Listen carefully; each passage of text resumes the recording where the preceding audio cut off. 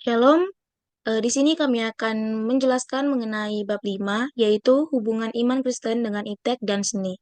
Namun sebelum itu, izinkan kami untuk memperkenalkan diri, di mana kami terdiri dari dua anggota, dengan saya sendiri, Rahel Hartati Simbolon, dan rekan saya. Saya Ismara Maria Silitonga dari kelas IF 3B. Baik, apa hubungan antara iman Kristen dengan iptek dan seni? Hubungan antara iman Kristen dengan iptek dan seni terletak pada bagaimana keduanya dapat digunakan untuk memuliakan Tuhan dan memberikan dampak positif dalam kehidupan manusia. Dalam pandangan Kristen, iptek adalah anugerah yang memungkinkan manusia untuk memahami alam semesta yang diciptakan Tuhan, memperbaiki kehidupan, dan memenuhi panggilan atau menguasai bumi seperti yang terdapat pada Kejadian 1 ayat 28, di mana adapun hubungan yang ada antara iman Kristen dan iptek dan seni, diantaranya yaitu iman Kristen mengajarkan bahwa Tuhan adalah pencipta alam semesta dan segala isinya. Kemudian, dalam iman Kristen, teknologi adalah alat yang netral, tetapi bagaimana penggunaannya bergantung pada tujuan moral dan etika dari penggunanya. Kemudian, seni memiliki hubungan yang erat dengan iman Kristen, di mana sebagai bentuk ekspresi pujian, pengakuan, dan keindahan ciptaan Tuhan. Kemudian ada iman Kristen tidak menolak penggunaan akal dan logika, melainkan mengajak umatnya untuk seimbang antara iman dan nalar. Dan yang terakhir ada iptek dan seni seharusnya tidak digunakan untuk tujuan yang merusak atau mengabaikan nilai-nilai manusia. Oleh karena itu, umat Kristen diajak untuk menggunakan iptek dan seni demi kemajuan yang sejalan dengan nilai-nilai kasih, keadilan, dan hormat terhadap martabat manusia. Kemudian selanjutnya ada dampak positif dari iptek, di mana terdapat 6 bidang dan akan saya jabarkan satu persatu, di mana dimulai dari bidang politik, yaitu teknologi informasi memungkinkan masyarakat untuk mengakses informasi terkait kebijakan, pemerintah, dan kegiatan politik secara real time, sehingga menciptakan pemerintahan yang lebih transparan. Yang kedua ada bidang ekonomi, di mana teknologi otomatis dan kecerdasan buatan dapat meningkatkan efisiensi produksi dan mengurangi biaya sehingga meningkatkan daya saing perusahaan. Dan yang ketiga, ada bidang sosial, di mana bidang sosial ini merupakan teknologi komunikasi seperti media sosial dan aplikasi pesan instan, memudahkan orang untuk tetap terhubung berbagai informasi dan memperluas jaringan sosial. Dan yang keempat, ada bidang budaya, di mana teknologi memudahkan penyebaran dan promosi budaya lokal melalui platform digital sehingga kebudayaan lokal dapat dikenal lebih luas bahkan ke tingkat internasional. Kemudian ada bidang pendidikan, di mana bidang pendidikan merupakan teknologi yang memungkinkan siswa belajar dari mana saja dan kapan saja, membuka akses pendidikan bagi mereka yang sebelumnya tidak dapat meraihnya, terutama di daerah terpencil. Kemudian yang terakhir yaitu bidang keagamaan, di mana teknologi membantu lembaga keagamaan untuk menyebarkan ajaran, mengadakan kegiatan keagamaan daring, dan memperluas akses ke pendidikan agama. Selanjutnya,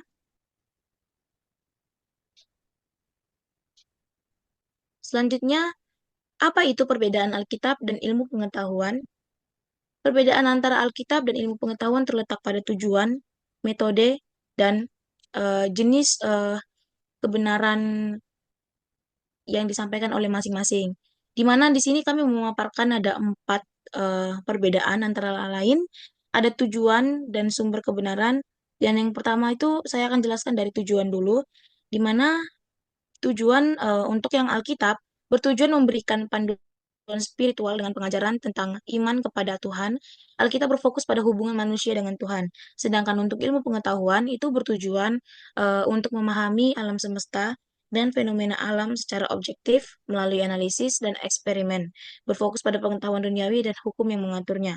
Yang kedua, ada sumber kebenarannya, di mana Alkitab diyakini sebagai firman Tuhan yang dianggap sebagai sumber kebenaran dalam spiritual dan moral. Sedangkan untuk yang ilmu pengetahuan itu untuk mengandalkan bukti yang dapat diverifikasi,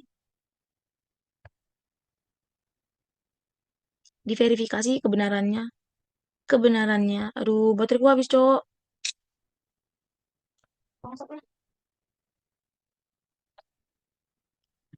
Kemudian ada apa itu perbedaan Alkitab dan ilmu pengetahuan?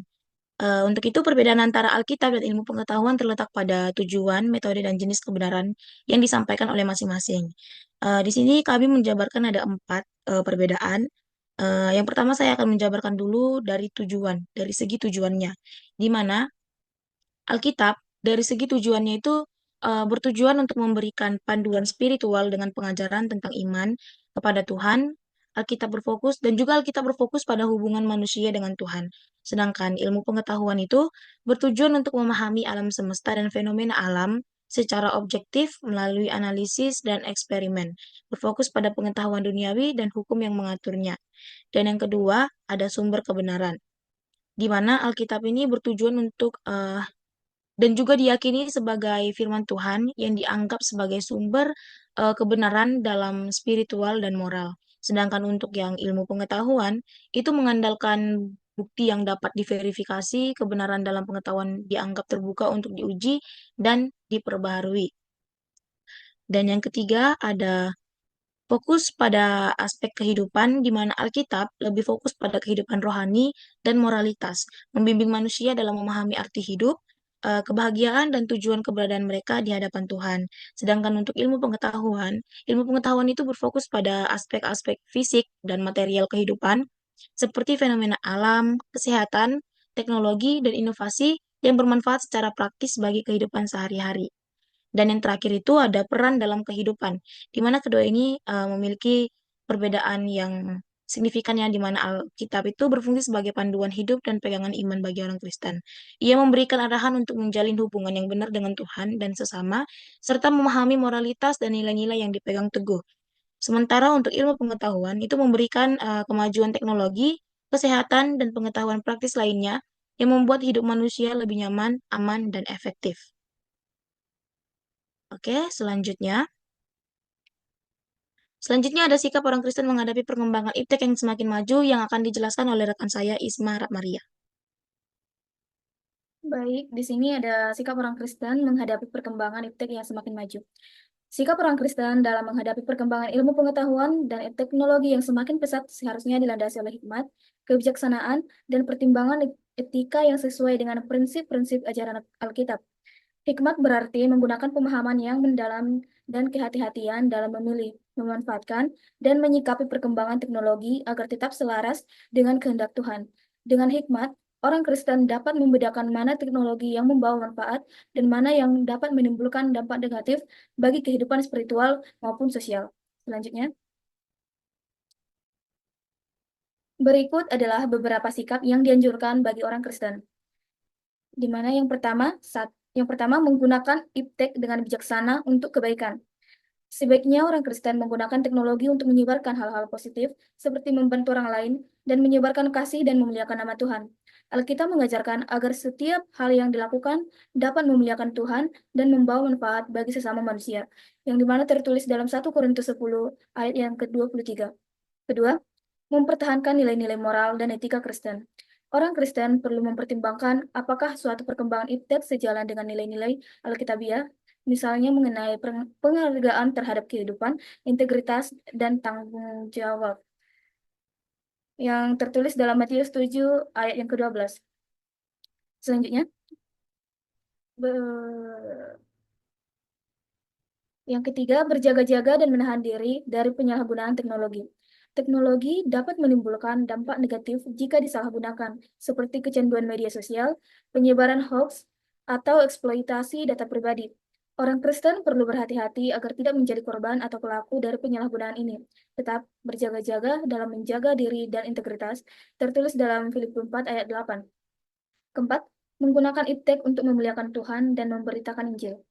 Orang Kristen dapat memanfaatkan kemajuan iptek untuk melayani Tuhan dan menyebarkan kebaikan, termasuk dalam menyebarkan Injil dan memberikan dampak positif bagi masyarakat.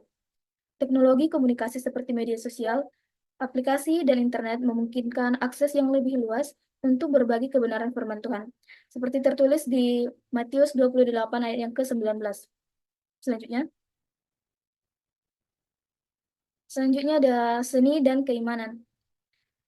Indonesia memiliki kekayaan seni dan budaya yang beragam dan tersebar di berbagai daerah.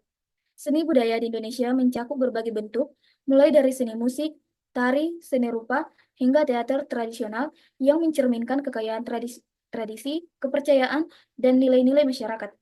Banyak dari seni budaya ini memiliki nilai-nilai spiritual dan moral yang mendalam, mencerminkan warisan dari leluhur serta kepercayaan masyarakat setempat, termasuk dalam aspek keagamaan. Seiring dengan perkembangan zaman, seni budaya dapat menjadi sarana ekspresi keindahan yang memuliakan Tuhan, ketika nilai-nilai dan praktiknya sejalan dengan ajaran iman. Namun, ada pula bentuk-bentuk seni yang karena pengaruh tertentu atau penyimpangan dari makna aslinya, tidak mencerminkan nilai-nilai yang memuliakan Tuhan. Next. Berikut seni budaya yang memuliakan Tuhan. Di antaranya ada seni musik. Musik rohani gereja merupakan salah satu ekspresi seni yang berperan penting dalam peribadahan dan kehidupan spiritual umat Kristen. Di gereja, lagu-lagu pujian dan penyembahan dinyanyikan oleh jemaat sebagai bentuk penghormatan, pengakuan, dan ucapan syukur kepada Tuhan. Contohnya, lagu rohani gereja.